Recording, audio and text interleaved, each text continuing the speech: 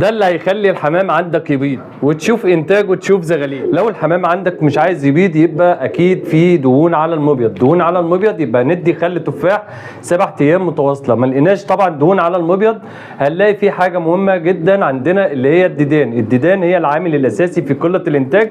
الديدان هي اللي ما بتخليش الحمام بتاعك يبيض، فعشان كده لازم تدي جرعه الديدان اللي هي سطرات الببرازين. سطرات الببرازين بدي جرام على لتر ميه لمده 3 ايام، وبعد كده بدي رافع مناعه للحمام بتاعنا. رافع المناعه مهم جدا، اي رافع مناعه بيطري او بشري هتدي 3 ايام متواصله، وبعد 12 يوم او 14 يوم بالكتير قوي تدي نفس الجرعه دي 3 ايام متواصله، عشان طبعا بيبقى فيه يرقات اللي هي البيض بتاع الديدان بيبقى لسه متواجد في معده فرد الحمام بتاعنا بيفقس، بيبقى فيه ديدان تاني، يبقى ما عملناش حاجه. لازم تكرر الجرعه دي بعد 14 يوم. بعد كده لازم طبعا تهتم بالفيتامينات والاملاح المعدنيه اللي هي بتجيبها زي كده مجموعه فيتامينات كيمت اللي بتجيبها من البيطري، بتبقى مجموعه كامله متكامله من الفيتامينات، فيها طبعا تحسين الخصوبه، تحسين معدل القلش والبيض وانتاج البيض، وبيحمي حمامك كمان من الامراض البكتيريه والامراض الفيروسيه، وكمان بيبقى خافض قوي جدا لدرجات الحراره، وبيعالج الحمام بتاعنا من الاجهاد الحراري. 3 حاجات يا جماعه لو احنا عملناهم ان شاء الله يبقى في عندك انتاج وفي عندك زغاليل.